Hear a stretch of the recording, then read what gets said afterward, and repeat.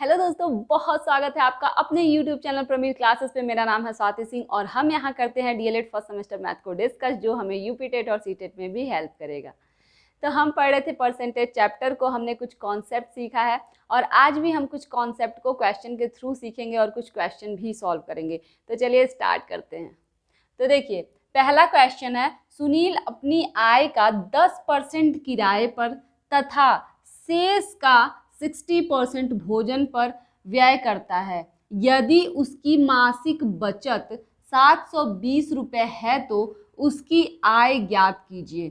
ठीक है, तो देखिए इसको हम स्टार्ट करेंगे पहले 100 मान के कि उसका आय जो है वो 100 होगा। ठीक है, तो माना सुनील की आय 100 रुपीज़। ठीक है, अब देखिए, तो अपनी आय का 10% किराए पर खर्च करता है, तो किराए पे अपनी आय का 10% खर्च करेगा तो 100 का 10%। ठीक है, 10% हम ऐसे लिखते हैं 10/100, तो फिर 100 से 100 डिवाइड हो जाएगा, यानी कि 100 वो किराए पर 10 वो किराए पर खर्च करता है, 10% खर्च करता है। तो देखिए शेष कितना बचेगा, 100 में से 10 तो किराए पे खर्च कर दिया, फिर बोला है कि तथा शेष का 60% भोजन पर व्यय करता है। शेष का मतलब 10 तो खर्च हो गया और जितने बचे हैं उसका 60% भोजन पर व्यय करता है। तो शेष पहले कितने बचे ये देख लेते हैं। तो शेष था 100 माइनस 10 90 रुपीज़। ठीक है, 90 रुपये बचते हैं। उसके बाद से देखिए दिया है शेष का मतलब जितना बचे उसका 60% भोजन पर व्यय करता है। तो भोजन पर कितना व्यय करेगा, भोजन पर 90 का 60% व्यय करेगा। तो 60 और परसेंट को हम 1/100 लिखते हैं। ठीक है, तो देखिए 0 0 से दोनों 0 कैंसिल हो गया, 9 × 5 = 45, 9 × 6 = 54, तो 54 रुपये व्यय करता है भोजन पे। उसके बाद से दिया है यदि उसकी मासिक बचत 720 रुपये हो तो उसकी आय ज्ञात कीजिए। ठीक है, तो इतना व्यय करने के बाद उसके पास 720 रुपये बचता है। ठीक है, मासिक बचत उसकी 720 रुपये है। तो पहले हमको ये देखना है कि शेष कितना बचा। तो देखिए भोजन पर भी व्यय करने के बाद शेष हमारा बचता है 90 माइनस 54, 10 में से 4 जाएगा 6 और 8 में से 5 जाएगा 3, 36 रुपये बचता है। ठीक है, तो हमने जो माना था 100 रुपये, तो 100 रुपये के अकॉर्डिंग तो 36 रुपये केवल बचता है, लेकिन क्वेश्चन में दिया है कि 720 रुपये बचता है। तो 720 रुपये रियल वैल्यू है और ये है 36 रुपये जो हमने माना 100 रुपये उसके अकॉर्डिंग। तो 36 रुपये जो है जो हमने माना उसको 100 रुपये के बराबर कर देंगे। ठीक है, कि 36 रुपये बचते हैं जब 100 रुपये रहता है, या फिर आप ये कर सकते हैं कि 36 रुपये हमारा बचा है हमारे मानने के अकॉर्डिंग, तो 720 रुपये को 36 रुपये से कंपेयर करेंगे। तो देखिए 36 रुपये बचा है जब हम 100 माने थे और 720 बचा है जब उसका रियल कोई आय था।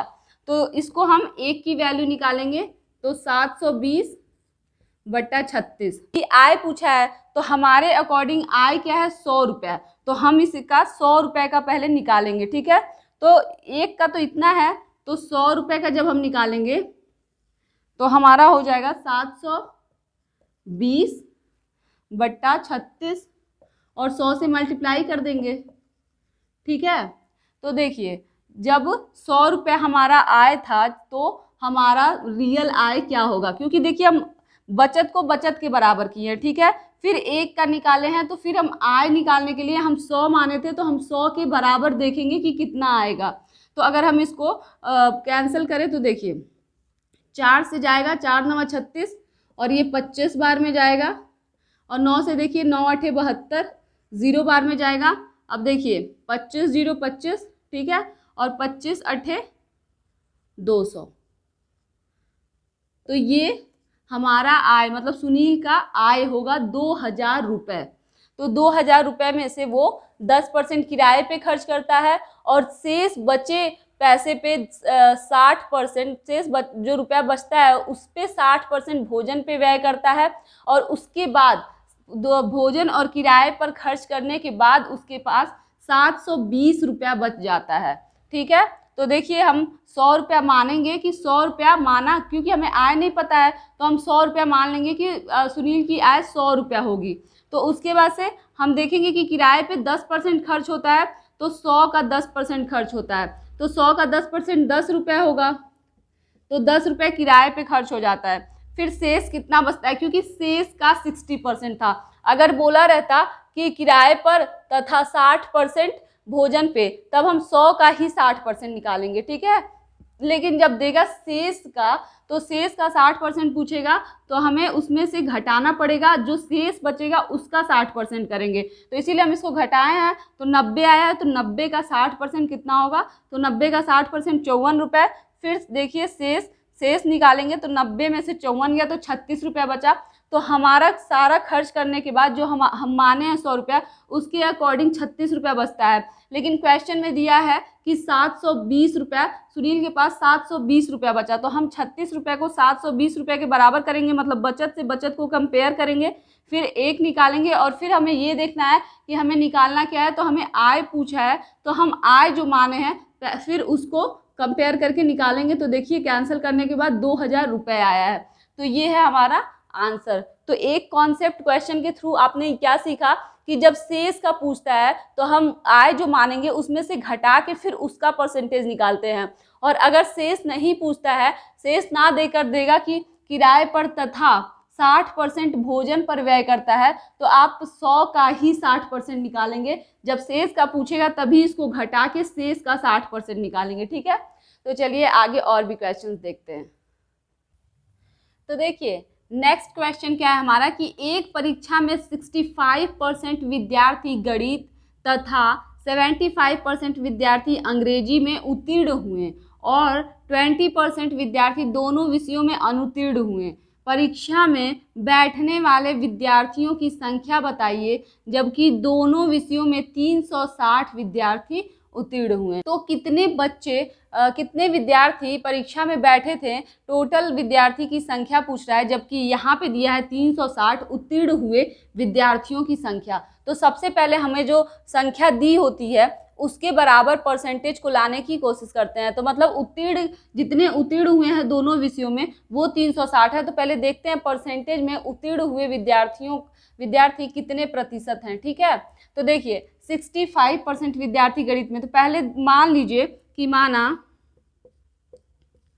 अब कुल विद्यार्थी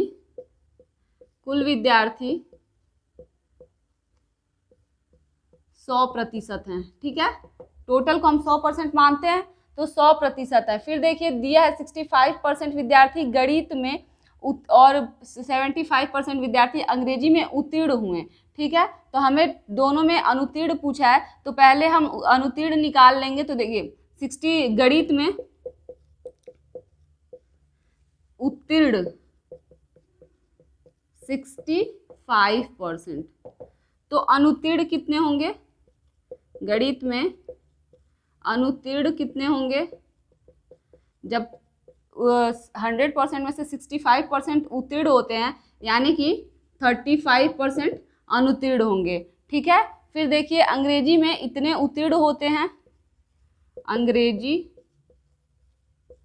में उत्तीर्ण विद्यार्थी हैं 75%, तो अनुत्तीर्ण होंगे, अंग्रेजी में अनुत्तीर्ण होंगे 100 में से 75 जाएगा तो 25%। ठीक है, तो देखिए ये हैं गणित में अनुत्तीर्ण और ये हैं अंग्रेजी में अनुत्तीर्ण, और दोनों में अनुत्तीर्ण दिया है 20% विद्यार्थी हैं जो दोनों में अनुत्तीर्ण हो जाते हैं। ठीक है, तो दोनों विषयों में जो अनुत्तीर्ण होते हैं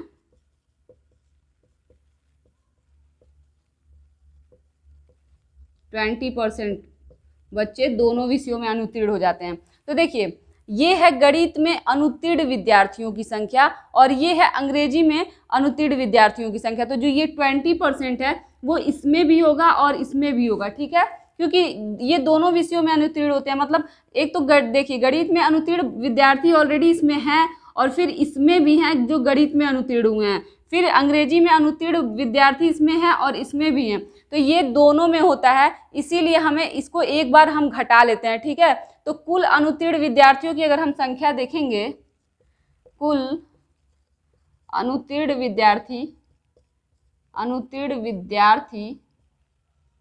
वो होंगे, देखिए पहले हम गणित का जोड़ेंगे 30%, फिर प्लस अंग्रेजी में 25%, और एक बार हम 20% को घटा लेते हैं क्योंकि वो दोनों में तब एक में ही रहेगा किसी में, तो एक बार ही 20% ऐड किया जा सकता है, तो इसलिए हम एक 20% को घटाएंगे।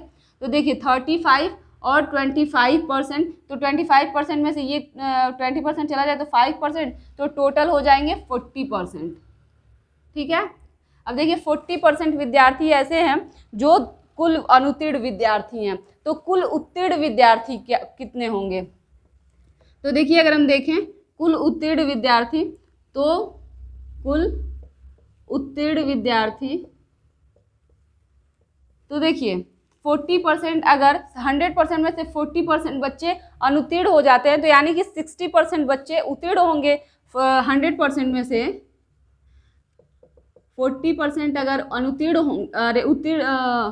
होंगे तो 100 - 40 उत्तीर्ण, मतलब 60% उत्तीर्ण होंगे, ठीक है। अब देखिए ये 60% कुल उत्तीर्ण विद्यार्थी हैं, और हमें यहाँ दिया भी है कि जबकि दोनों विषयों में 360 विद्यार्थी उत्तीर्ण होते हैं, और ये वही हैं जो दोनों विषयों में उत्तीर्ण हैं, क्योंकि ये है जो दोनों विषयों में अनुत्तीर्ण हैं, ठीक है। तो अब 60% को हम 60% हमारा बराबर है 360 के, ठीक है। 60% में इतने बच्चे उत्तीर्ण होते हैं और नंबर में 360 बच्चे उत्तीर्ण होते हैं, तो फिर हम निकालेंगे कि 1% बच्चे, तो 360/60, ठीक है। और हमसे पूछा क्या है? हमसे पूछा है कि कुल विद्यार्थियों की संख्या जो एग्जाम में बैठते हैं, चाहे वो उत्तीर्ण हो चाहे वो अनुत्तीर्ण हो, ठीक है।